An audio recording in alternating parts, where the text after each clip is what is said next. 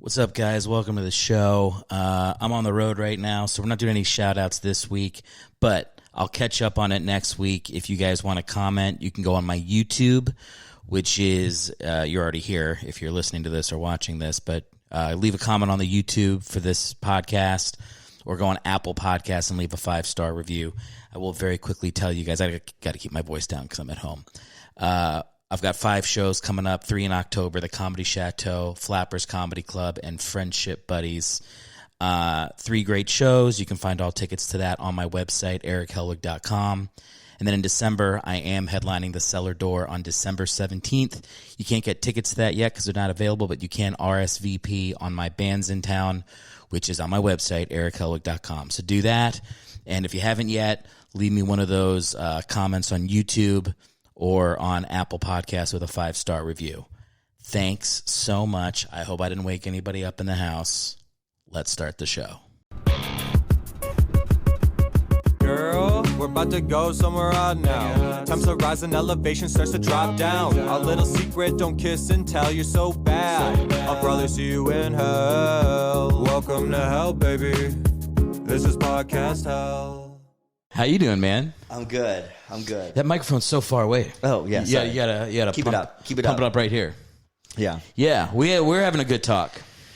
Yeah. You gotta get the family stuff out before the pod starts. Like, Always. Otherwise, it's going to be the whole podcast is going to be about family. Well, look, I spent the whole day with Dad, and as I was leaving, I was like, he was like, "Where are you going?" I was like, "I'm going to go do a podcast with Christian that you're going to listen to and then passive aggressively bring up to me in 3 months, where you go, oh, what? So your childhood wasn't so easy, huh?" Which is what he did the last time we did a pod. Yeah. He listened to every minute of it. Oh, he did. Oh, yeah. He quoted me a couple of times. Did you mean this when you said this? Yeah, it's like, it's a comedy podcast, and we meant every word. I did. And we took it easy on you. Anyway, what's up, Dad? Yeah, for following up from the former podcast, our sisters chiming in on some of the things we discussed was pretty funny for me. Did they chime in?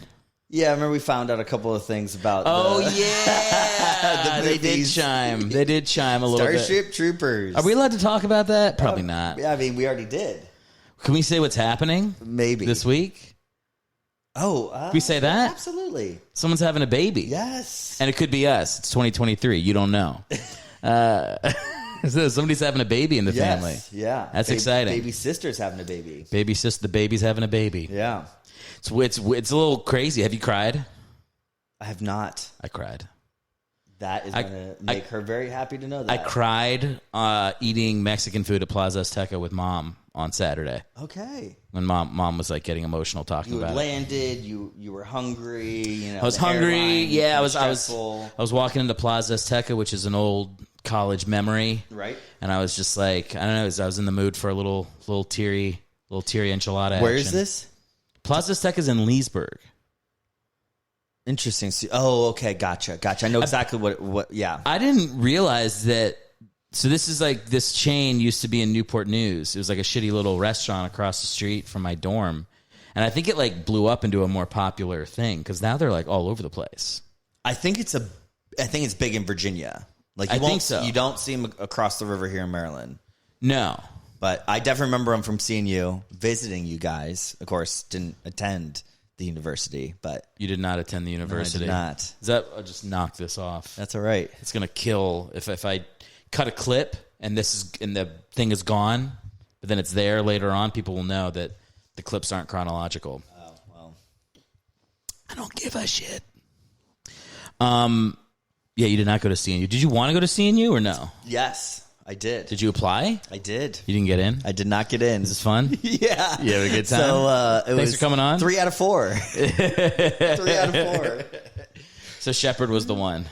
Yeah, Shepherd was the one that Yeah. I got into, so decided to go there. Man, West Virginia is fun though. What, like, I don't know, like this got its bad parts, obviously. Yeah. Which is like 98% of it. Yeah. But then like the part where you get drunk a lot and Great like time. when you beat Pittsburgh in the backyard brawl, that part looks fun. And you all get to sing. Yeah, I mean, I had a different college experience. I played college sports, so playing soccer in college, training, traveling. All of my best friends were on the soccer team, right? And Yeah. a lot of the girls we hung out with were on the female soccer team. We shared practice fields, and so it was a little bit different, but at the same time, I had a great time in Shepherd. West Virginia was great. I'm an outdoorsy person, so, going hiking and kayaking and, fishing when I wanted to was super easy. We had a view of the Potomac River from the dorms. It was awesome. But I think the best part about my college experience was being friends with upperclassmen on the soccer team, guys like Chad Vargo and you're going first, last. Yeah, yeah. I don't cool. mind, but if Chad listens to this, he knows. Chad was upperclassman to me, and just had a great time being kind of brought into the campus as what I would describe as a little bit of a bigger fish in a small pond. So I absolutely loved it. It was great. Yeah, but a lot of bar fights, a lot of racism being like the top Division II program in football. That brought in a lot of, black kids, and then being in, West Virginia, going out to bars with some rednecks out. And it was always caused problems. And what year is this? This would have been 2009, 2010, 2011. Yeah. This is post-Obama. Yeah, well. Yeah, Obama's 08. Yeah, but he was in office in 08. You're saying post or during? You're a post-election. Wait. That's a weird way of saying it. Well, I thought it's the Obama era. Is what it was. It's Obama era. You said post Obama, like he had come and gone. You're right. It's post Obama elected first time. Get out of but here. It's beginning of Obama. Okay, I fucked up. Are you happy? It was the Obama era. For some reason, I had Obama further back in my mind. Right. Yeah. And then I had a weird experience too. I can't believe I'm even bringing this up, but it shot up in my head where Dad had called me and was like, "Turn on your radio." It was my birthday. I'd just seen him. It was like we all got dinner in Frederick because it was kind of easy for Dad to get up there, and Mom and Anna and Stephanie actually came. Stephanie's out of college, living in Frederick. Anna was home, and Dad calls me after dinner. I think he's like, "Oh, I forgot something," and basically 20 minutes before anything was on the news, Dad had gotten some kind of call from a buddy that he'd worked with the Pentagon. And it was the day we found out Osama bin Laden had been killed. Oh, you knew before? It was my birthday. It was May 1st. Yeah. I want to say May 1st, 2011. Yeah, that sounds about right. 2011. And then we can fact check that, but I'm May 1st, 2011. Osama bin Laden was killed, and me and my buddies, I had gotten that call from Dad. I hadn't heard anything on the radio. The last 20-minute drive back to Shepherd. I get to my buddy's apartment. I'm like, guys, something big's happened. My dad just told me Osama bin Laden has been killed. They're like, what? We turn on the news, nothing. All of a sudden, big red line on the bottom of the news bar pops up. Osama bin Laden's been captured and killed. Bin Laden takes the L. We jumped in the car, went to Washington, D.C. And you guys went straight to the White House. Got a little drunk. We got drunk right in front of the White House. Not even kidding. Thousands of people. Yeah, you were on the news. Yeah. In that group of people. Yeah. This was when I was in New York, and I was living in New York, and I was like, violence is not the answer. And so we were watching Osama get killed, like the news. And I'm with like my friends, and they show the crowd celebrating, and I was like, look at these jokers celebrating outside the White House. This is nothing to celebrate. This is a somber event. And then you called me. You're like, I'm down here, bro. Dude, I just got hit with a beer. And I remember just turning to like my like liberal roommates, being like, my brother's getting drunk. And I was a little jealous. I was like, it does look like I'll fun. say this. I felt patriotic. It was really cool because like every hour on the hour, and I mean the moment it ticked 9 o'clock, 10 o'clock, 11 o'clock, you would see somebody stand up on top of the White House and salute the crowd. It was a sniper standing up and coming out of the shadows. And salute the crowd. The crowd would go nuts, and then they would disappear. You just would see them just vanish. Because they have all these lights in a certain way that, like, once you step behind the light, you can't see them. The light's facing us, and they're just in a shadow. Yeah. And they're wearing all black.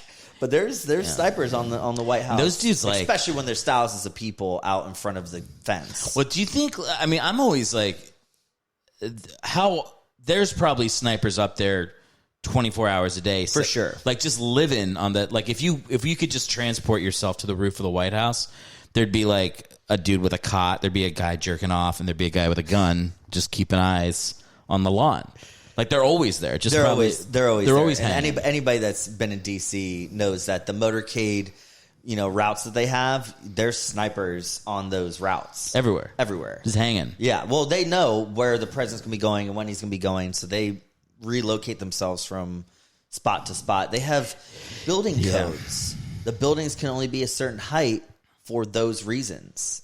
Well, that's not the only reason, but for security purposes, for all of the government officials, they know the height of all the buildings that these motorcades go on, and they have snipers on top of those buildings with line of sight and things like that. It's cool living in the DC area because I become desensitized to it, but we had friends that had basically German friends that were coming to visit that were from Germany and had visited a couple times to America, but they were doing like the full touristy, like, we want to see the Washington Monument, we want to go to the White House. I'm like, it's right there. It's big. El Presidente's there. He's doing his thing, but like, I always think of Mars. Nothing to see here. I always think of Mars Attacks, where they shoot the bottom of the Washington Memorial. Do you remember that scene? Yeah, it cracks it starts to fall and the ship catches it, and then they push it. Starts to fall the other way, catches it, and then it just pushes it on a pile of kids. It's pretty funny. That's a really crappy movie. It's a bad. Well, have you seen it recently? No, I can't say I have. When you watch it now, you're like, this is so funny. Like, it's bad, but it is really funny. The aliens are obnoxious. They're really annoying on screen. Yeah, but they're kind of cute. They're brutal. How you feeling about new aliens? You see the one they found in Mexico? That looked like was like that real game show. It was like, is it cake or is it an alien? It looked like cake. That thing looked like straight up alien. I don't know, man. I just want to find one. At this point, I'm like, show us an alien. They had done it and actually showed us something realistic, but that alien looked like something made out of a 3D printer in Mexico. It looks stupid. It's like, wow, and it looks like all the aliens we've seen in movies too. Isn't that weird? It looks like an amalgamation of every single alien that we've ever just created from our own fictitious. So you and I agree. Let me hear it. We believe aliens are out there. Well, of course. I mean, now, how about this? Statistically speaking, in the universe, guaranteed aliens exist. Like, it would be. Where are you on aliens currently on planet Earth? I have a surprise. It was like a little green man being like, tell another dick joke, like inside my chest. He's just programming. Do I think they're here? I do. You do? I do kind of think they're here. But I think what I really think is possible is it could be like the interdimensional aliens thing makes sense to me. I don't understand that at all. So it's like, I don't understand it either. But I just you just said it made sense. I know, but I just like to say that it makes sense to me because it makes me sound smart. But it's like they're in a fourth dimension. So we're here talking, but then like here in alien land, this is like an alien condo, and there's an alien getting blown. Like right here, he can see us, but we can't see him. But we can't see him. But right now he's like, so he's right here coming, full come. And that's why they're like all the weird ships that they can't come up with an explanation for why they're there or the technology that they're exhibiting. They look weird to us because they're in the fourth dimension. So like the movements of them don't make sense. Like the same way if you look at like if something in 2 dimension was looking at us, our movements wouldn't make sense. Like it would look weird and out of focus, and it would move in weird, unexplainable ways because it's like it's just beyond our ability to see or comprehend. Right. But that's why they show up near like nuclear facilities and stuff, because if we blow up the planet, that would affect them. Right. So they don't care about our civilization. They care about us not messing up the dimension where they live. That's gotcha. This I'm gonna cut this out of the podcast. Aliens is going. This is out. This is fucking gone. No, I don't know that. I think for me, no, I don't think it's possible that aliens are on the planet, because all I can think about is... You're saying it's not possible? You're saying you don't think it is? I just don't think it's possible that an alien travels millions of light years and then immediately gets here after trying to find other life. Yeah. They finally find other life, and the meet are like... hiding from all of us. They traveled millions of light years. They find us, and they're like, no one fucking knows we're here. And they're hiding. They're living among us. They're living among us. No, I don't think that's what... You don't think so? I think it'd be like Arrivals. And they'd show up like the movie Arrivals. I think that'd be... It's Arrival. Arrival. You're adding an S on it like Dad. Oh, God. You're like, have you seen the new movie Glories? It's like, it's Glory, and it's from 1988. Everybody used to call it Trader's Joe. Oh, God. Yeah, Arrival. Arrival. That's realistic. That's how they're going to come here. Yeah. Have they crash landed before? Probably. And then it's like a conspiracy. But I think when the United States admits UFOs. We got shit. But you also don't. You're like on the fence of spirits. Now that I find funny. Spirits? Yeah, like like when we die, ghosts. that like a little bit of us ghosts. goes. The ghosts. I know. You and Stephanie have gone in depth about this. We have. I don't believe in ghosts. I don't really believe in ghosts either. I think it's just our imagination's getting the better of us when we get scared. But I've gotten really fucking scared and think I've seen things. But when I calm down, I realize it was just me thinking I saw something in the woods. So I'll say this, dude. I hate the dark. I'm like scared of the dark. And I've realized that recently because like Liz has been like, I think you're scared of the dark. I'm like, what are you talking about? I'm a fucking grown man. She's like, no, but like at night when you turn the lights off, you run up the stairs and you lock the door and and every day you take the bat and you like hold it for a second and then put it on top of the. I'm like, yeah, I'm afraid of the dark. Are you happy? Like as you're saying this, I'm realizing I'm afraid of the dark. It's scary. I scamper after I lock the front door, deadbolt it, everything. I run up the stairs. It's a scamper back to the bedroom, and then it's a jump onto the bed. I'm still fucking scared someone's going to grab my fucking legs. I don't hang out in the dark. I don't just dangle my feet on the end of the bed like a fucking idiot, psychopath. I think people who are not afraid of the dark would just dangle carelessly without a thought that a ghoul will just grab them. If you're not afraid of the dark, you clearly didn't have siblings. Who were hiding under beds, who were in your closet to get you with a good scare. Yeah. Man, I got Anna so bad. She had a fear of sharks. We're at the beach, and I thought it was just best humor as an older brother to take a National Geographic of a great white breaching and stick it right underneath her pillow. So, like, bedtime comes around. My sister's, like, 6 or 7 years old. Fear of sharks. We're at the beach. And she goes to bed. Lights go out. And she's like, oh, that's uncomfortable. When she feels something. Light turns on. Pillow goes off. Fucking great white shark right in her fucking face. Screams heard throughout the beach house. That's so funny. Yeah, I got in trouble for that one. One time I tried to scare Mom. You remember that? Did I told you that story? I'm aware. Yeah. I'm aware. I think it's good for the pod. I think it's great for the pod. Yeah, I jumped out of the top of the stairs to try to... Disclaimer. What's this? We have a loving, caring mother who is taking care of us. Yeah, she's great mom. This is just reflexes. So she... Well, the kick was a reflex. The door. So this is what she does. I scare my mom. And so she just goes, and just fucking front kicks me in the chest. Poof, and I'm back into the closet. You know, I'm 10. So I move through the air. I like land like a fucking villain in a 90s karate movie. Just like I break the shelf behind me. I'm like, ah. And then I'm in the closet. My mom just closes the door. So I'm like in the dark, like, ah. These damn kids. And she was like, don't scare me. Easiest person to scare in the world. You weren't trying to scare her. You were trying to scare our sister. I don't remember who I was trying to scare. All I know is I could have been trying. We learned early you don't scare mom. You don't scare mom because she was so easy to scare, and she. Yeah, Liz doesn't like being scared either. Some people like a good scare. Some people are like it's fun. I think Obs likes a good scare. Obs like a scare. She's in for a good scare here and there. I like to hide.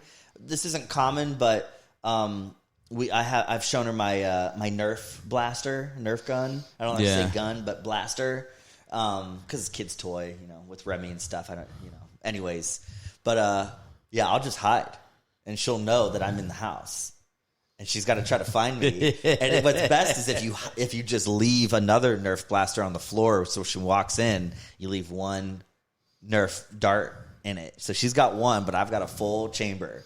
She's got check corners, open closets. She Jack Bauer's into her own house. Shoes underneath the curtains. She'll think I'm by the fucking curtains. I'm actually like up on the fucking roof. Yeah, she likes it. I like a good scare. I'm in for a good scare, but I will like.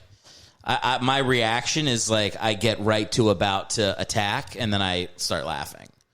But I do like. One of my favorite YouTube videos was like it was like a guy in a mask in a college dorm was like jumping out and scaring people from a trash can.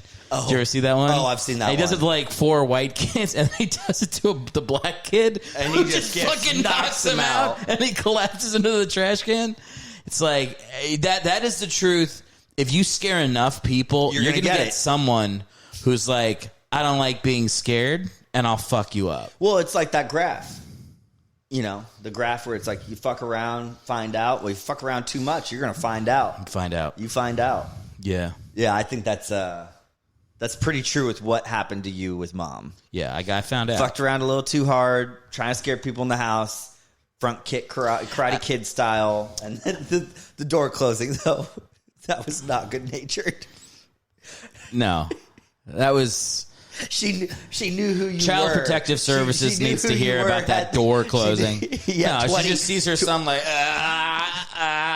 25 years ago. No, she has no regret either. No. She's still mad. If you bring it up, she gets pissed. I swear to Aubrey's parents came to visit, to see the apartment that we're in right now, and we walk into the side door, and immediately Mom's standing there hanging a coat and just makes eye contact with me first. 1 Mississippi, 2 Mississippi. Oh! I'm like, whoa! And like I have Aubrey's parents coming in right behind me. I'm so sorry. I'm like, you looked at me. Yeah. Why'd you still scream? I don't know. It's like a delayed response. Yeah. Yo, did I ever get a scare? I don't believe in spirits, but I've told you about the ghosts. The ghosts, you did the Ouija board. The Ouija board ghost. That was pretty legit. But like, here's another thing. And I know your situation was different. Yeah. But there's also a video that I've seen on YouTube of this dad, and he basically typed out on the screen, my daughter's upstairs with her friends, first ever sleepover, and I heard them playing with the Ouija board. So I decided to go to the basement. The next clip, he's opening his breaker box, and he is flipping switches, and every time he flips the switch, the screams just get louder and louder because it's like he's doing it slow. That could be fake. Well, that for me is like it didn't sound fake because I could very easily see a parent just being like, "Oh, I'm going to freak my daughter out." That could last forever if he doesn't come clean. Sure, could last forever being like that. The truth is like feel real. Even like people's memories are so inaccurate. He could come clean. And the kid could forget that he came clean, and it still lasts as a moment. Oh, that was Dad. Or he's trying to make me feel better. He didn't really do it. Exactly. Yeah, that's like I think Dad might have put down our dog, Sasha. Ooh. But I think he's sticking to the story about the farm. That Sasha. Oh no, he not that he said he gave her back to the shelter. But I think he may have given the corpse of a dog. I think he himself. That was this not is for running out of the house. It was as bad as a dog we've ever had. It wasn't a bad dog. I thought so. It's not a bad dog. It attacked our sister. Who? Anna. It attacked multiple times. Like how? It would destroy her clothes. That's not attacking her. No, on her. So she'd wear dresses, rip her dresses, Anna's in the fetal position. Dog just ripping her clothes. Oh, 100%. Why do I not remember that? Maybe because I don't know. Anna and I were closer siblings, and I remember so you guys hated trying to like fight the dog off of Anna, and Anna would ask me why the dog didn't bully me. Yeah, and it was an alpha husky. This was the alpha of the pack when we picked her out, right? The biggest of the pack. And the reason it didn't pick on me was when it jumped on me, I gave it a knee to get off because the dog was bigger than I was. I was a child. Yeah. But I remember I was standing up for myself with this husky, and Anna, as soon as it would go for her, she would just drop to the ground and start crying. The dog would rip her clothes. We had such a bad... Remember we had that other dog, Willie? And that dog hated dudes. You were very little. That was Louisiana. Yeah. Yeah, and then... That was more. We didn't have it in New Jersey. Well, we left it. You know how long we didn't leave it? that dog was destroyed the old-fashioned way. Oh.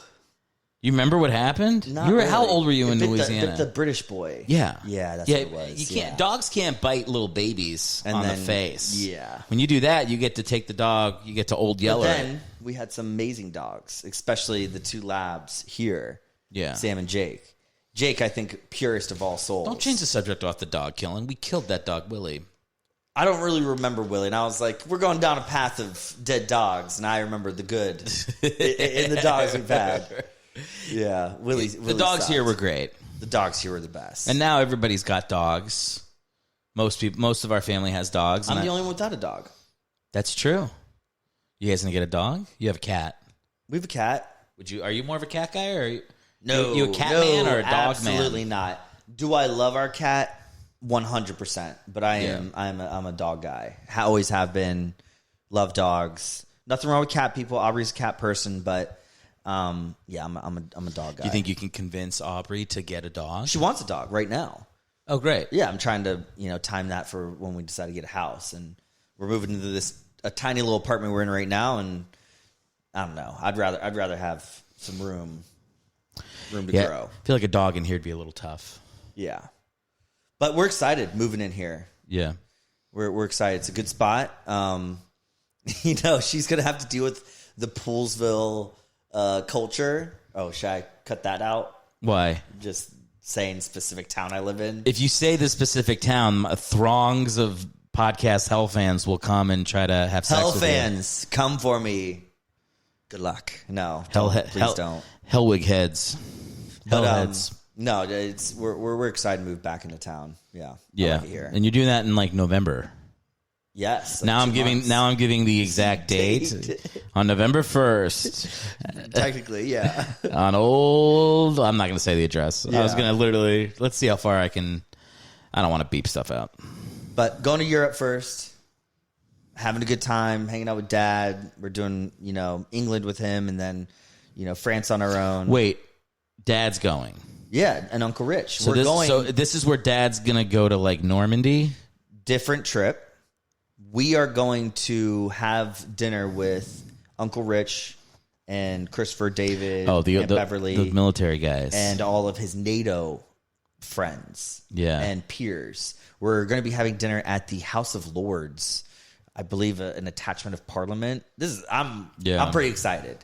I'm not the fanciest guy, but I can fancy up. This guy cleans up, and if you want to, stick a prince or a queen or a lord in front of me. Are you gonna dress like a lord? We have to. We have to wear like bow ties. You should dress have to have a full tuxedo. You should dress like a 1700s closeted gay lord. Have like a fucking top. Is that where gay? By the way, with like a top is hat. that where gay lord comes from? It sounded right. It sounds right. It fit. Yeah, you should have fun. You should have like a glove that you just kind of gesticulate and whip around as you talk. I'm just hoping I soak in Europe a little bit better than I did the last time I went. With Dad.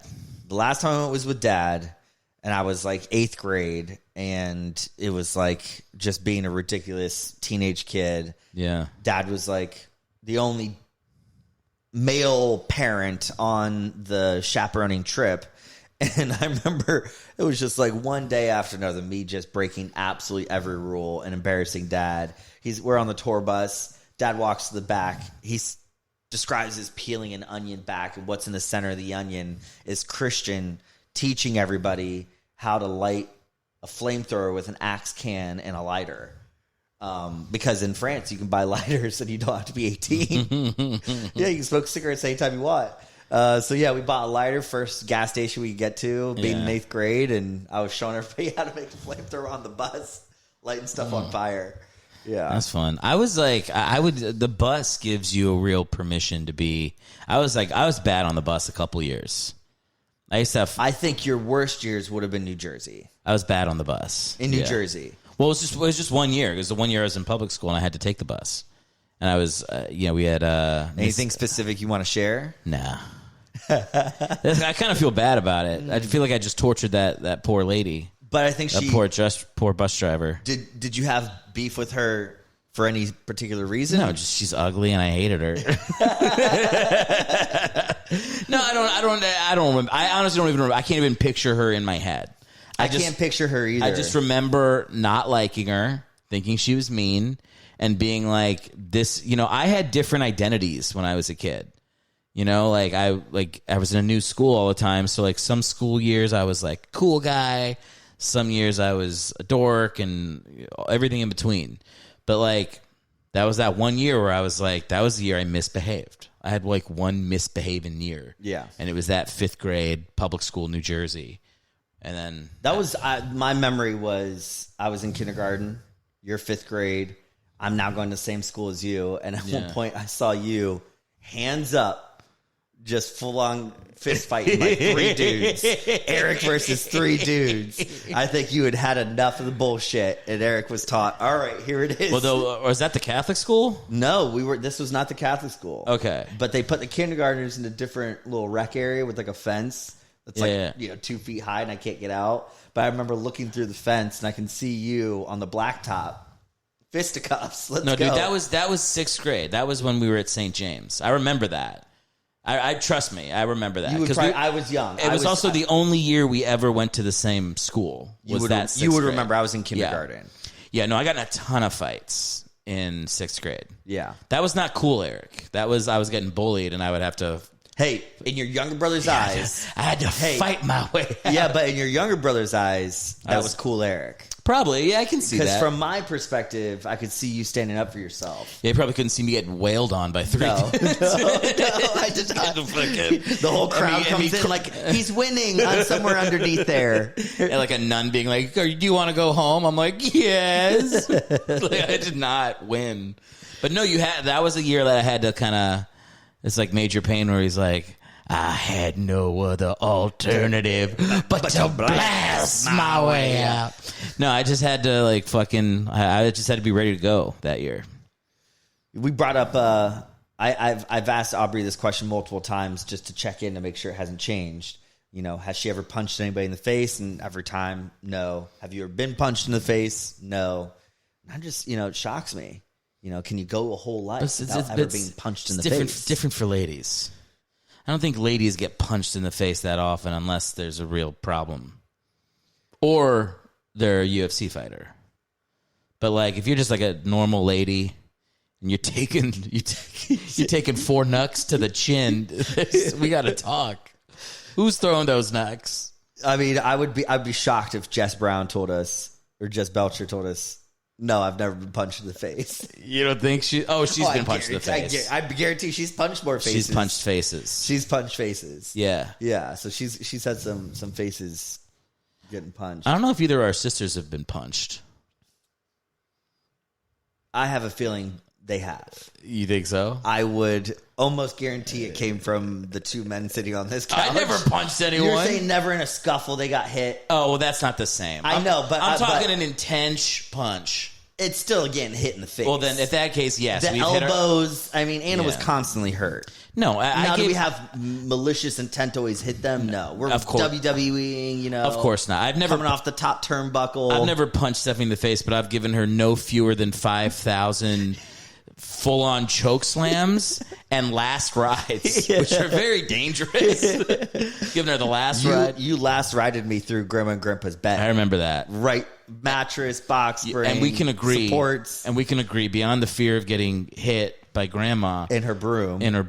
The feeling of getting last riding you through a bed was one of the cooler moments of my childhood. When you threw me down, your first face was like like, you good? And I'm like, a smile appears, and you're like, we're good. That was awesome. That was sick.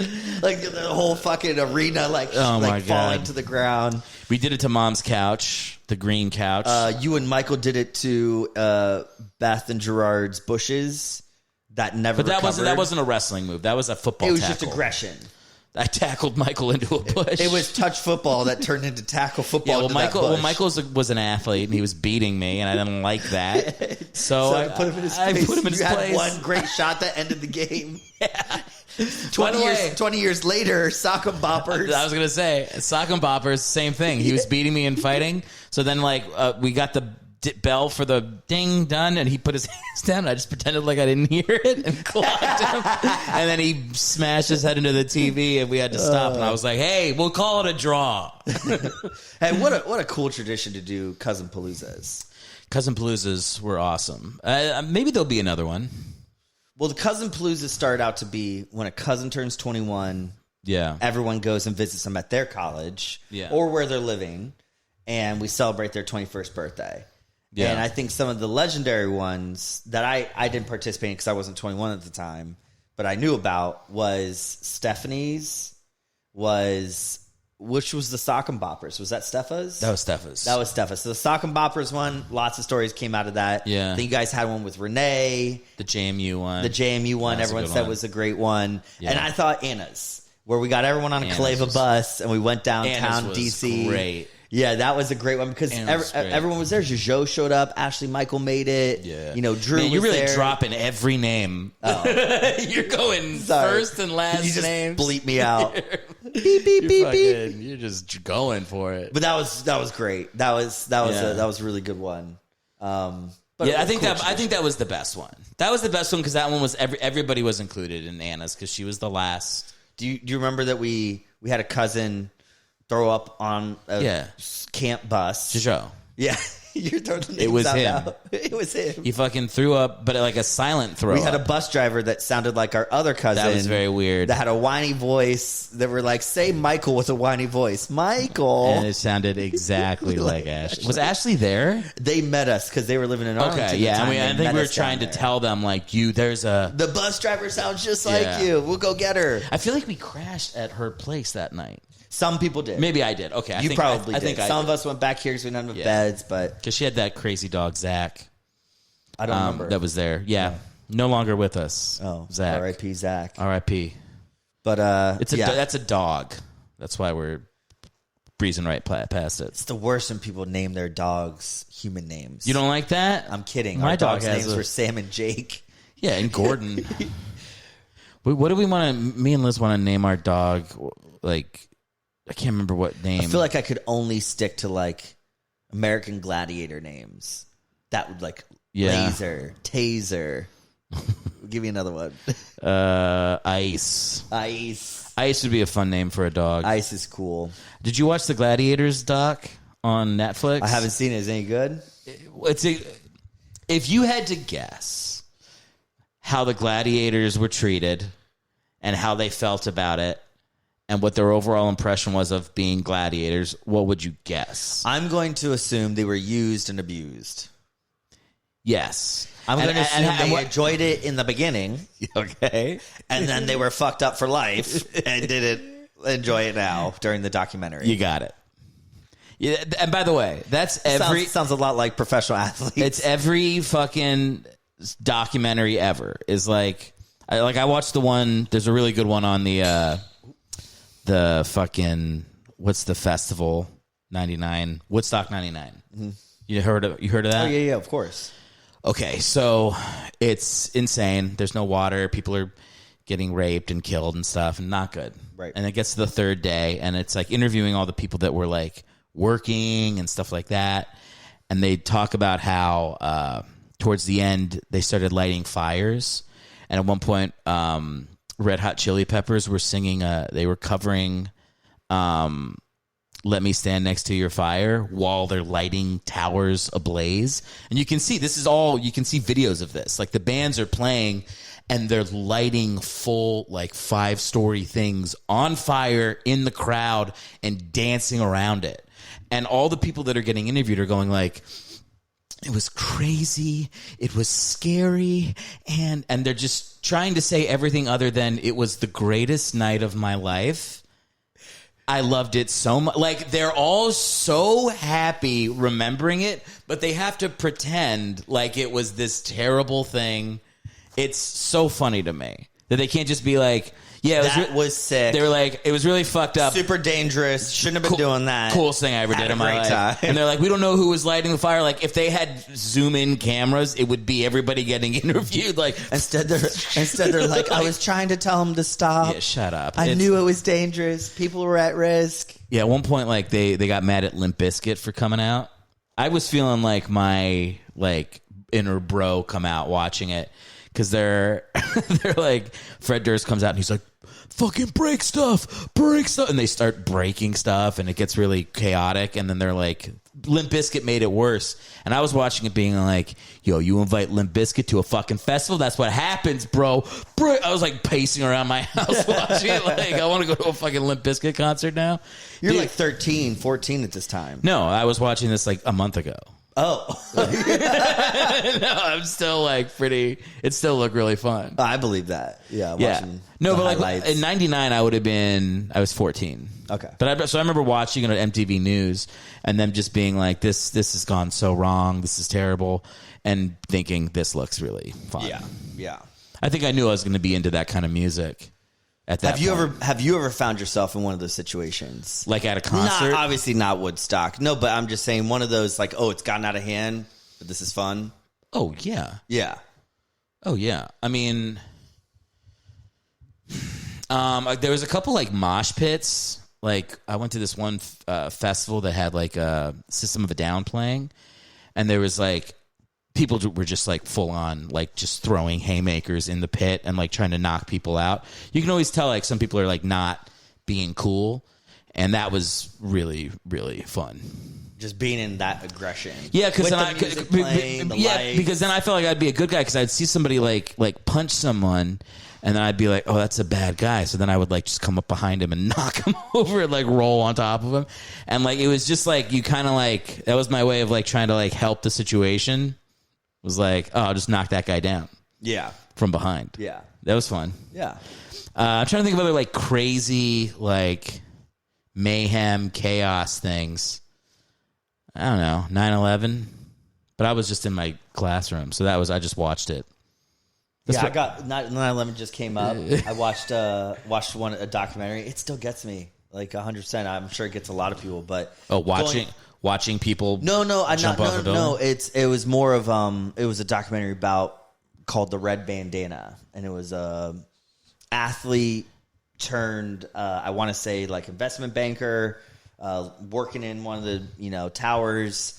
Was a volunteer firefighter, and there's like 24 people that all account saved by red bandana. Young man wearing a red bandana around his face that was rallying them and saving them and helping the hurt people, and then he went back up to get more people. And that's when then they found him surrounded by other firefighters when they were going through the rubble. And it's like an awesome story of these parents finally finding out that their son didn't just pass away; he saved dozens of people. What is that on? Is that on Netflix? You'll find it on SportsCenter. It's like kind of like a 30 for 30 or something. Red Bandana. Yeah, Red Bandana. They did a great little documentary on it. It was awesome. Yeah. But like going to New York now with my company having a headquarters up there. I mean, I've caught myself going to the memorial, and it's a really cool experience to go back there and kind of just be mindful of it. Dude, I used to give the tour.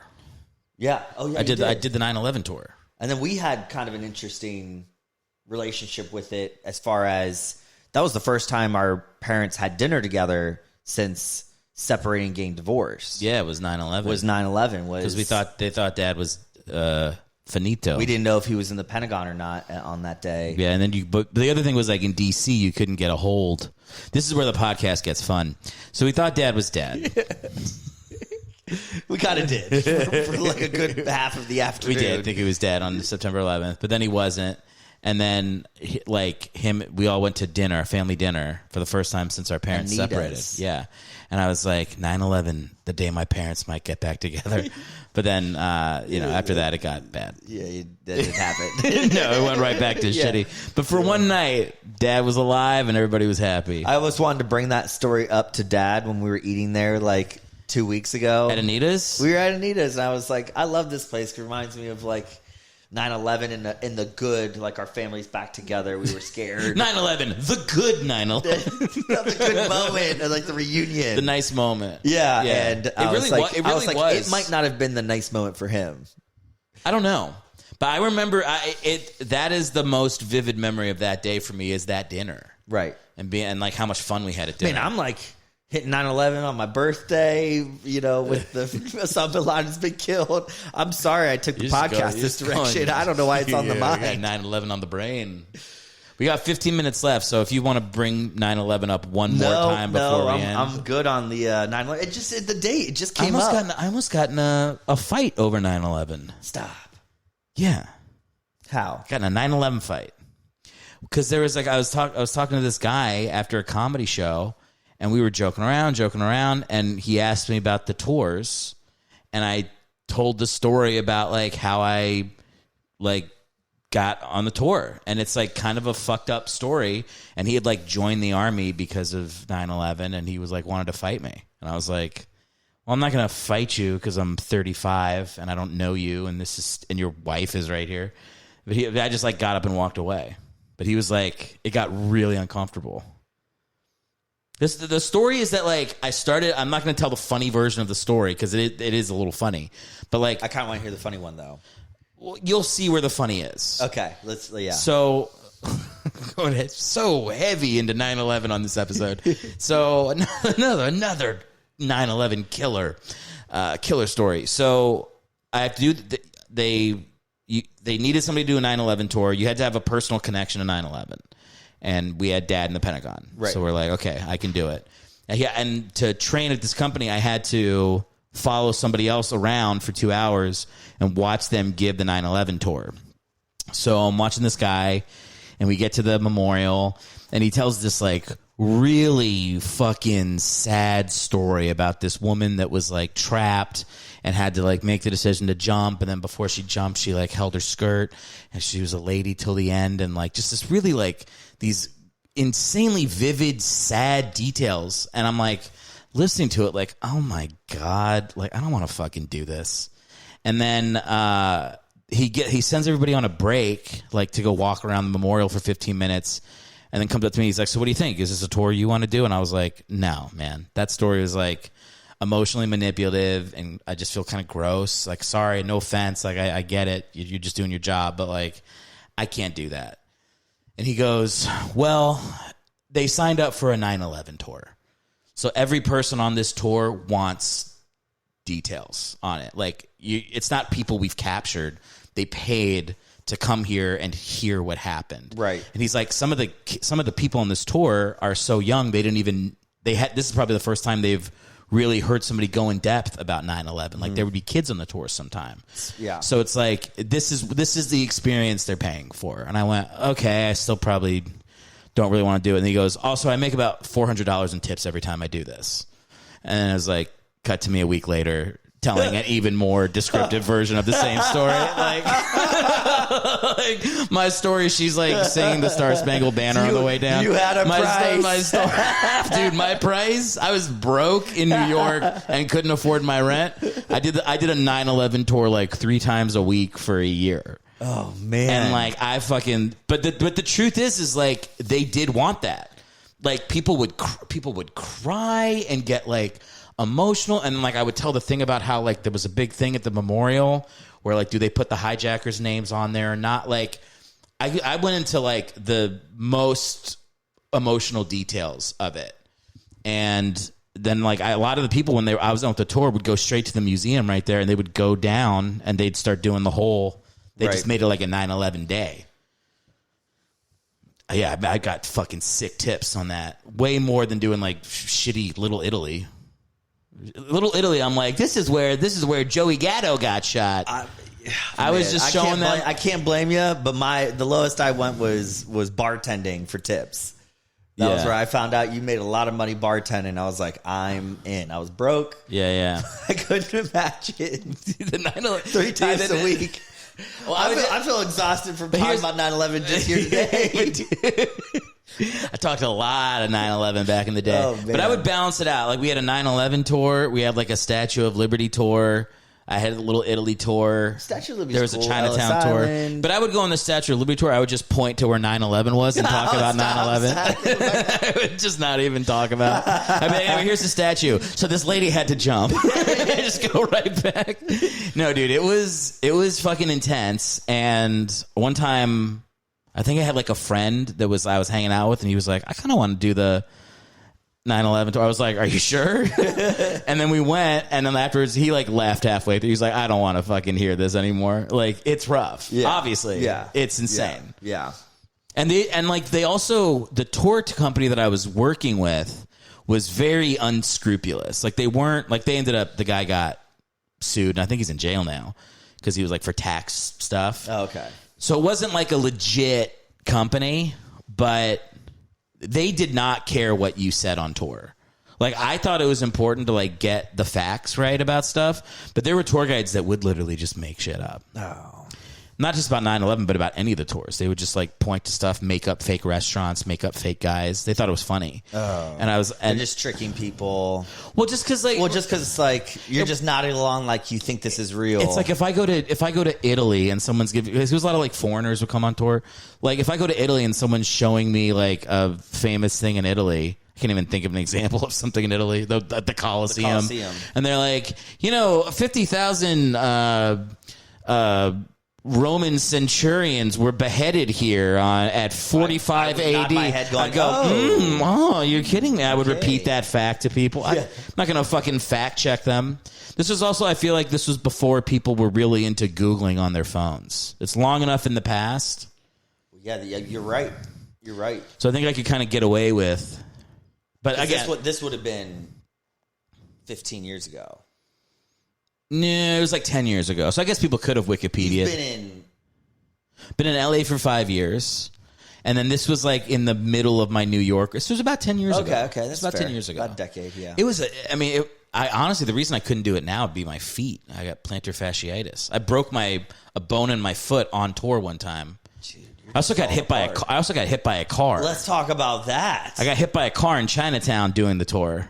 Oh, I thought recently. No. Oh. No, doing the tour. Dude, I tell you, you got hit by a car. Well, I got hit by a car in Chinatown. That I do remember now. And by the way, this is a true story. I got hit by a car pointing at the World Trade Center. That's actually true, because you can see it from Chinatown. So I was like, you can see the World Trade Center, right? And as I went it hit me like right here, like it was the mirror? Not the mirror, is the front of the front right side of the car. Oh.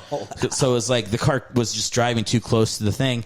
Not going fast, maybe going 10 miles an hour, but like that's enough to swing my body around and like threw me off my feet, and I had a huge bruise on my arm. And then the car just kind of keeps going and stops at the stop sign, like maybe 10 feet in front of me, but there was traffic. Did they stop? Did they stop for you? No. Kept driving, but stopped at the stoplight. So I just yelled out, "Move, bitch!" No. What I did is I forgot that I was on a tour and walked up to the side of the guy and started banging on his window, and he lowered it, being like, "You're gonna break my window, man!" And I like reached in, like I was about to fight a guy while working. And this is all in front of the tour. Like, it must have looked insane to like a 50-year-old mom from fucking Kansas City watching me scream stuff at this fucking dude that hit me with his car. It sounds very New York. I got no tips.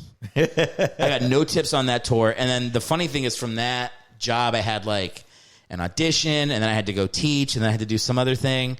I remember I got home at like 10 o'clock, and I was seeing Liz at the time. And she's like, "How's your day?" I'm like, "It was fine. I just go to sleep." And then the next morning, I'm like baking breakfast, but I'm like favoring my arm because I'm like fucked up. And she's like, "What the fuck happened to your arm?" I'm like, "Oh, I got hit by a car yesterday. I forgot to tell you." That's New York, man. You get if you get hit by a car early enough in the morning, you will forget that was part of your day. Like, that kind of shit happens all the time. Yeah, I saw it on one of my visits recently for work. I'm lucky enough that they pay for transportation and all that's taken care of. But I was in my Uber, and there's this bicyclist that's like kind of close, so it kind of caught my eye. But he was right next to our car, and then we kind of hit traffic, and I see him go, and he swerves in between two cars to get across onto oncoming traffic, and just gets fucking nailed coming from a car coming the opposite direction. Does he go over the car? He went up and over. The bike went underneath. He went up and over, which is a good thing. Good thing. Apparently, because this dude jumped up, yelled at the driver when he kind of cut in front of him. I thought it was the bicyclist's fault. He's swerving into oncoming traffic without looking. But that was nuts. I mean, I thought I just saw some die, and he was, physically able enough to do kind of what you did, dude. Where he was ready to throw hands. He's pounding on the window of the guy. Well, you have so much adrenaline after you get hit that you're like shattered like 8 bones, and he's still like ready to fight. Yeah, like I don't remember what I said to the guy that hit me, but like I'm sure it wasn't great. I'm sure that's why I didn't get tipped. Yeah. I'm sure it was rough. Yeah. I mean, yeah, dude, I saw a guy get hit like right outside of I used to do shows at Broadway Comedy Club. I remember walking out to that little street corner. There was a grocery store across the street. There was a biker that was just wasn't paying attention, and somebody hit him like going pretty fast because he also went over the car. But like when he landed like 10 feet away. I ran up to him and I probably shouldn't have done this, but I like picked him up because there were more cars coming. Right. And I was like, hey man, you all right? You all right? I just got him up, and he was like, yeah, I'm good. Yeah, I'm good. Like, he was just like talking like really fast and talking animated. himself into being good. Yeah, and then like we got him like I remember like I sat him down. I'm like, you good, man? He's like, yeah, I'm good. Oh, he's like what's he? And I'm going back down. Oh my god! I mean, he was. Did you hear? Oh wait, maybe I don't share this one. But a biker hit one of our family members recently. But the biker hit the family member. Wait, like a person on a bike or a motorcycle? Biker, bicycle. A bicyclist. Yes, basically ran a red light. They start to abide by street laws, but they didn't. And our family member, I don't want to name him in case something fucking comes up from this. So a family member just is at a red light. They're waiting. They have their kids in the car, if that helps you. Okay, I know it is. I know it is. And they're going to turn left. And as soon as they start to drive out when the light turns green, a bicyclist hits them. Full on just runs right into them and goes freaking flying. Like side of the car, they go over the car, over the dash, but hits the side of the car, goes flying over, causing like a huge scene. Comes up to one of the kids that's freaking out in the car, that's like crying. It's like the guy's covered in blood, and he's like, "It's okay, I'm okay. Mommy didn't make a mistake. It's my fault." And like the kid's like, "Ah!" Like there's like a fucking zombie covered in blood. And this person hates bikers. Fucking hates bikers. I like a little bit of me is like, did they do it on purpose? Like, oh my God. No, but clearly not. It was the guy. How long ago did that happen? Like very recently, like weeks ago. Like, okay. like let's say a month. It was about a month ago on vacation with the family. So I showed up the very next day to vacation, and I'm like immediately bombarded. Was it the beach? Did you know what fucking? Yeah. Okay. Yeah. Right. Yeah. Damn. Yeah, and this guy, like, from everything I heard, they all said this guy was very lucky he didn't get like seriously hurt. Dude. Yeah, bikers gotta watch out. Oh man, we'll get out of here in a couple minutes. Me and Liz almost died. No. Yeah, we almost died. So we were going to what were we doing? Oh, so we were going to like get ice cream. We were having like a sad night for other reasons I'll tell you about after. I think you might know. Yeah. So we'll talk about that later.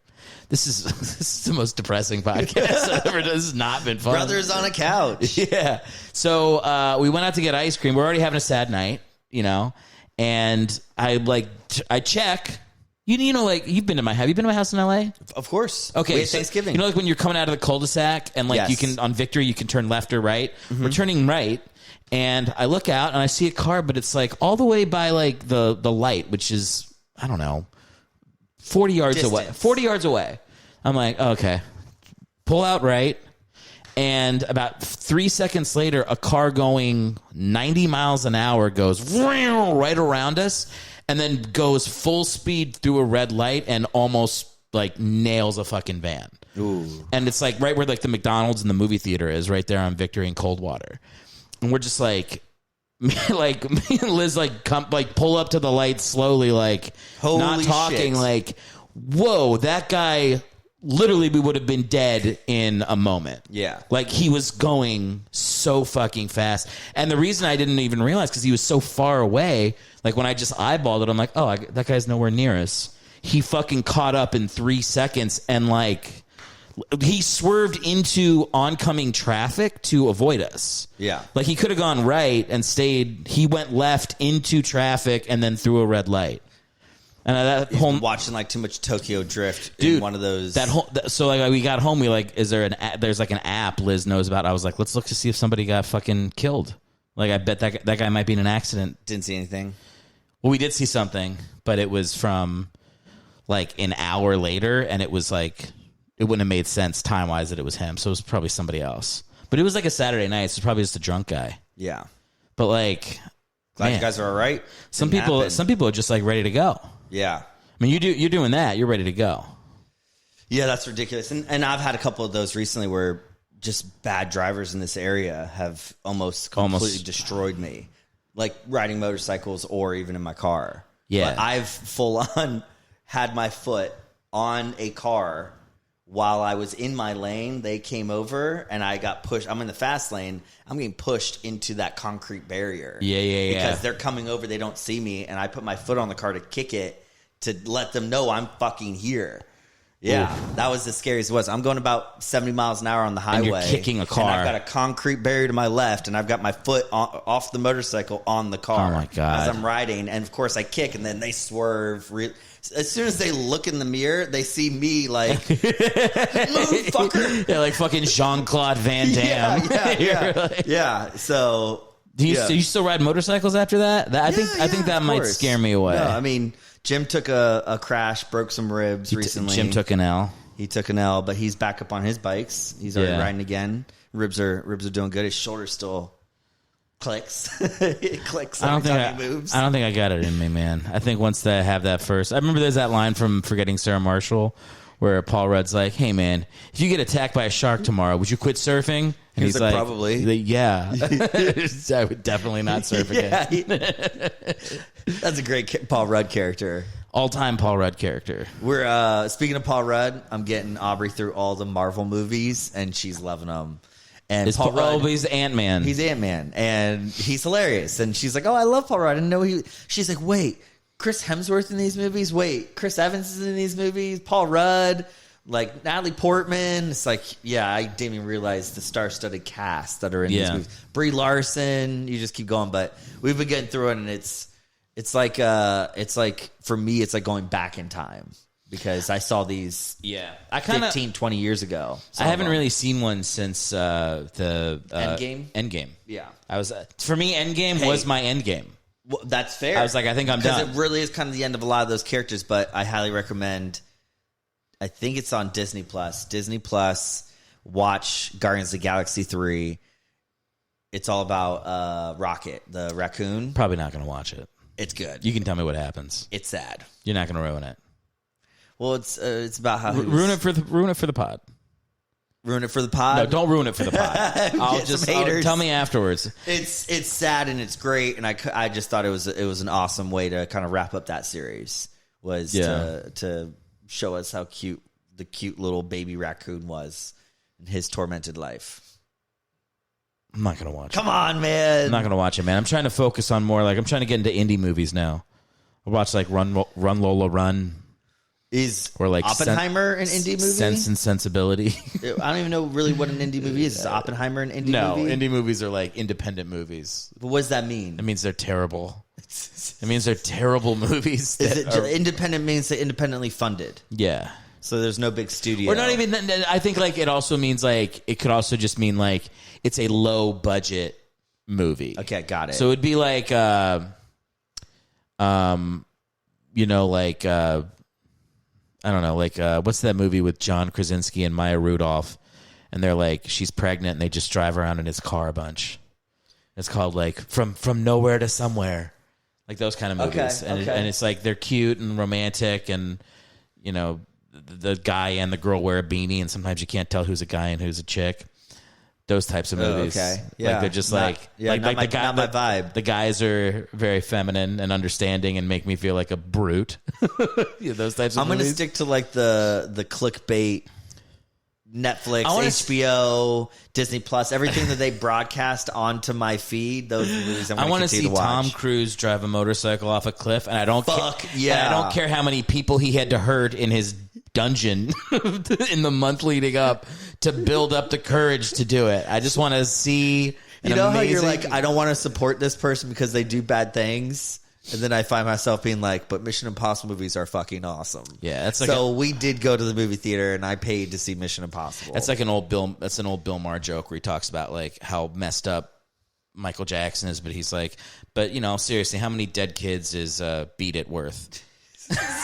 It's like a lot of times it's unfortunate that there's so many brilliant artists, and all that like motivates them to keep creating art is the total destruction of children.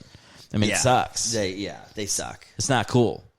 But it's like you have to draw that line of like I can't watch Cosby.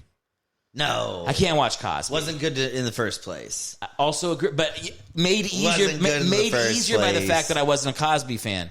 But like when the Louis thing happened, I was like, how long until I can watch Louis again? Like, just tell me the amount of time. Eric's like waiting for someone close to him to be like, oh, so I was watching Louis last night. Be like, yes, I had back. I had a buddy that went to go see him at Madison Square Garden, and he opened by saying, I know a lot of you have had to lie about where you were going tonight.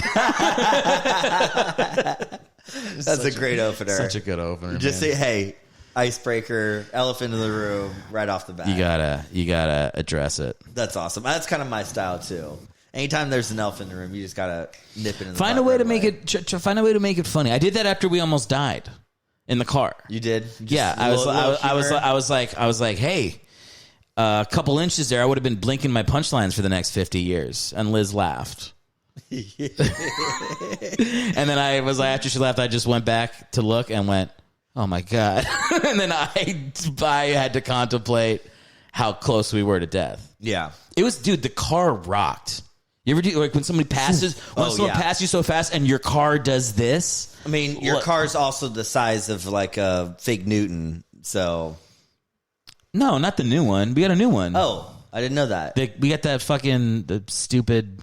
I hate our car. Is it a new one? It's the blue one. Oh, I don't know what... You're talking about the little... You were talking about the orange Kia. Yeah, that thing's gone. The Matrix. That thing's gone. You had a tiny little orange Kia. I love that. It's not a Kia. It was a Toyota Matrix, but it looked like a Kia. Oh, by the way, all cars look like Kias now. Little stupid hatchback, round... It looks terrible. Yeah, metallic.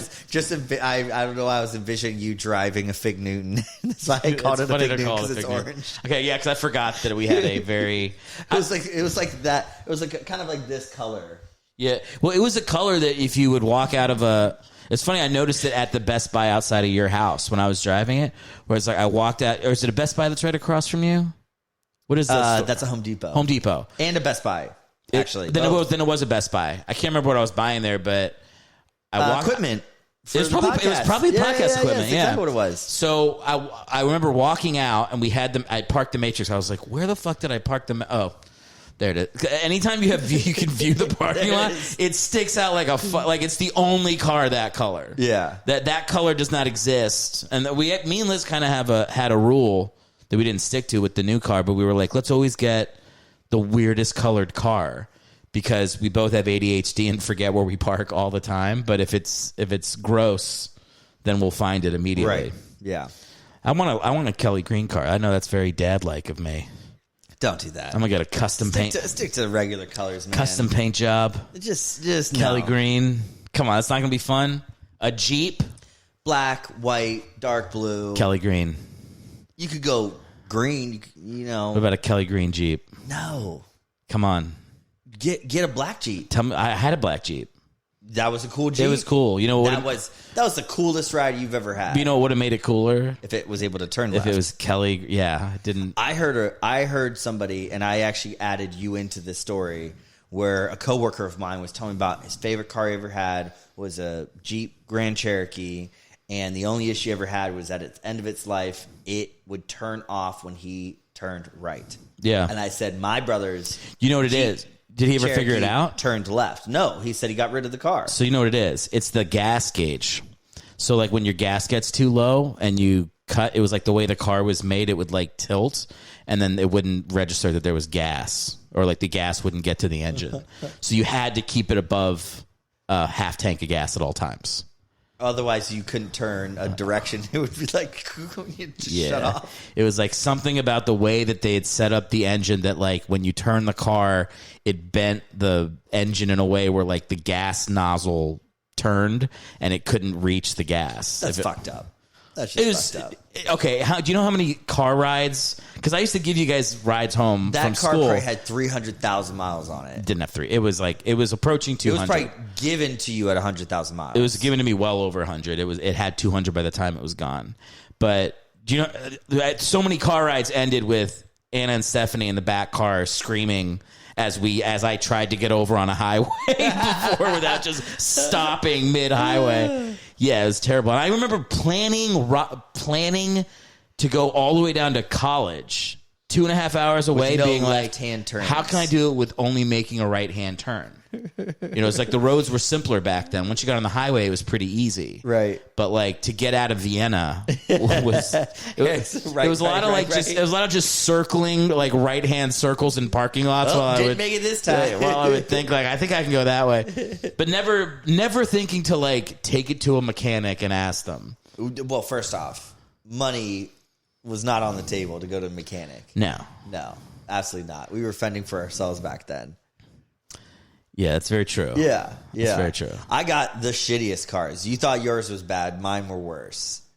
I never complained about my car. I was about to say, because you got that Jeep Cherokee. Yeah, I was pretty happy with my car. Well, the thing was nice about that. Do you know how we got that car? Well, Dad had it first. No, but you know how. This is one more dark story, and then we have to go. No. If you're going to say 911. It's not 911. Well, he got one from 911. No, he got one from the Sniper. The DC Sniper. That's not how he got that car. No. That's how I got the car. Oh, that's how you got, because he upgraded to the Dodge Durango. Here's the story, Christian. Okay. Well, I remember. The DC Sniper was in 2002. Yes. And it was in September. So I was, it was in October. And my birthday was October 14th. So I had turned 16 and got my driver's license. And I was like, my dad was like, at some point I'll get you a car when the time is right. Then the DC Sniper happens. And Dad was like, the time is right. So the first guy that the DC Sniper shot was at a car dealership that was 5 minutes from my school in Arlington. So Dad waited. The DC Sniper lasted 2.5 weeks. Dad waited like 10 days from when the first guy got shot. DC Sniper is still out on the loose. Yeah, active. And on the loose. And it was active. random because it was happening in Montgomery County, Maryland. And it was also happening in Fairfax County, Virginia. Yeah. And just happening in the region. And keep going. So he goes to the station or the Car dealership where the guy got shot, and he picked out a Dodge Durango, and they were like, it's 36 off the lot. I looked it up. The blue book was 36. And Dad got it for like 25. Because they were like trying to tell Dad that he was just going to pay regular price. And Dad's like, yeah, no, I'm going to buy it for cheaper because I can guarantee you nobody's coming by anytime soon. Yeah. And he'd just be like, how much does it cost again? He's still out there. And then Dad got the car for 25 and then gave me the old Jeep and was like... Dad was also in the military. So he's like, if this is how I get shot, I'm going to at least get a discount. If Fred Hellwig's going to get shot, it's going to be trying to get a discount on trying to save every Durango. penny. We had that. I loved that Dodge Durango. And that's how you got the Jeep. Yeah, I think he drove that Dodge Durango until it exploded on the side of the highway. Like he drove it into the ground. No, it didn't explode on the side of the highway. He drove it in the ground. He drove it in the ground. He had that thing for 15 years. Yeah. But now he's upgraded to a new Jeep. Every time back to the Jeep. He went back to a black Jeep. Yeah. Which is even better. It's souped up with everything. Leather seats. I'm gonna get a custom Kelly Green paint job on a Jeep. I've already made a decision. The cars that I had, so that's how you got the DC Snipers. Got you a nice Grand Cherokee. DC Sniper. I had how dare you a green Mazda where the back trunk did not close, so I had to tie it down. And sometimes I would use it, and the things in there would fly out the back if it wasn't tied down tight enough. There would be a gap, and then the wind would get in and start pulling things out, like clothes. So people be honking at me as I'm on the highways, like there's like half my laundry just flying out the back trunk. I had a Buick that the windshield wipers worked, but they were off. So like on a sunny day, they were in like an upright position right in front of me. So it looked like I was driving in a picture frame. So I'm driving around campus in like a Buick LeSabre with a fucking windshield wipers in the upright position. And it was just horrible, and the gas gauge didn't work. So, like, I on multiple occasions, I was on first dates with girls in college, and I'd be taking them out somewhere, and I'd full on break down, no gas, because I had a notepad where I documented miles, and sometimes, you know, being a little bit more on the poor side during the college years, couldn't afford gas, so I would try to stretch when I needed gas. And you know, I'm about to buy dinner, like, oh god, this is gonna cost me some money, and I'm like 3 miles from campus, and the car's like, I'm feeling the gas going. Oh my god. Yeah, I mean, that's an easy way not to get a second date. But I had some really shitty cars. But you never like made it like you're never able to turn that around with the girl, like not once. Yeah, no, that was always the end. Not. No, the moment you break down, they're calling a friend to come pick them up, but they don't give me a ride to the gas station. You know you're fucked. Anything like you can at least drop me off at the gas station. You can recover from stuff on first dates, but money stuff is hard to recover from. Yeah. I've shared this story with Aubrey, so I feel comfortable sharing it here. Worst first date. I want to hear yours after mine. Think about it. Okay. But my worst first date was I was at the gym working out. This, you know, woman makes a comment to me. I'm like, oh, she's attractive, and you know, maybe a little bit older, thought upperclassman. And you know, before the end of the workout, you know, I'm like, you know what? I'm gonna ask for a number. Get her number. She's like, how about tomorrow night? We meet at, you know, Blue Moon Cafe. We go for dinner. Meet here. We're like, great. I get there. Everything seems fine. She's very attractive. Conversation is great. About 30 minutes, almost 45 minutes into the date, because food has now been served. But as we start to eat our food, she makes a comment about her husband. And I'm like, how would your husband feel about you being on a date with me right now? And she's like, well, he doesn't need to know, does he? And I got up because I was very uncomfortable. And I didn't want to be a part of this. I'm not, you know, I don't need some guy breaking down my dorm room in college trying to murder me because I'm, you know, dating his wife. So I get up. First thing I do is I get up. I take the money that I have. I put it on the table, and I said, dinner's on me, but fortunately I'm not comfortable with this. I'm sure I'm more eloquent right now than I was like, oh, money, you know, I'm so sorry. And she just goes off, embarrasses me. I mean, I know half the people inside this restaurant. I know all the waiters. They're all college students. They're people I have classes with. And she starts going off, who do you think you are judging me, you little shit? Like, starts like completely like breaking me down, my outfit, the shoes I'm wearing, just roast the shit out of me as I'm walking out of the restaurant. I couldn't run out of that restaurant fast enough, and she's just roasting me alive in front of everyone. You think you're cool with your white Nikes, you little asshole? Yeah. I'm like, high-handing it out of there. And so I also walked there. So then she verbally abused me on my walk home. She's in her car still talking shit to me.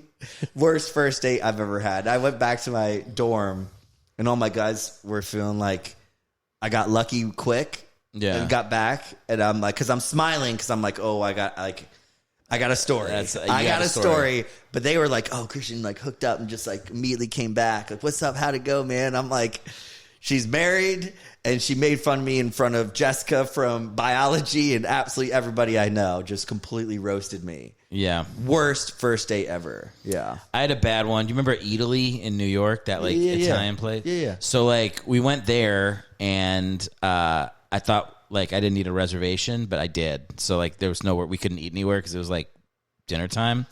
So we ended up like going to that country place. I forget the name of it. Like Lone Star or something? Yeah. You know, it's not Lone Star. Well, there's Outback Lone Star. No. It's like, it's in New York, and it was right on the corner of like, it's like where Madison Square Park is. I can't remember the name of it, but it was really good. Hill Country. It was Hill Country. We went there, and it was a huge wait, but eventually we got in, ate. weird date, not going well, energy's off. She doesn't like that we had to wait longer for food or whatever. Didn't like that I did comedy. I remember that was like, oh. She's like, this guy's not fucking funny. Yeah, she didn't think I was funny. She just didn't vibe with my sense of humor. And right. she was a wet blanket. And so eventually we were like, okay, I'll walk you to the subway. And we walked to like 23rd Street and 7th. And as we're walking there, we get to the subway, and it's just this line is like in my head forever, where she goes, "Yeah, I had like a show that night," and I was like, "Yeah." She was like, "Have a good show, break legs," and I went, "Oh, I will," and then I pretended to break my leg, like, oh, and she just stared at me with like this look of like, you are the fucking least attractive. Just you gave her like, ick vibes. She gave the ick vibe was so reeky. You felt icky the way she was looking at you. The point was like I knew it was a dad joke. It was funny. Break a leg. It was yeah, like I was intentionally being a goof, and for her just to be like, you fucking piece of shit. Like she hated me so much.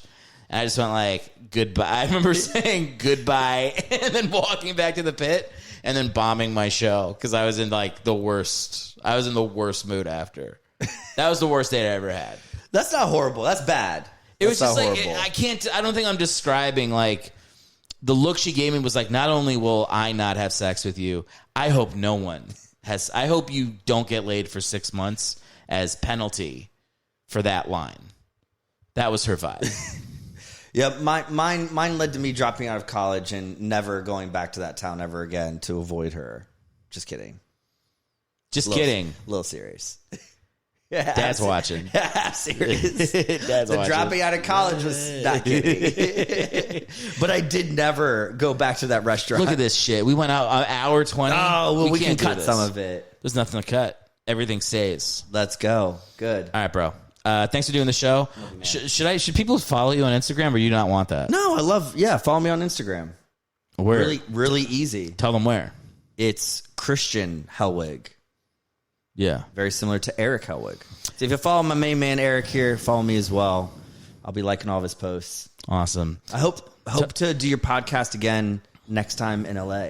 Yeah, that'd be cool. Yeah. Tell all your dumbass friends to subscribe to my podcast. I'll tell them. All right, later. All right, love you, man.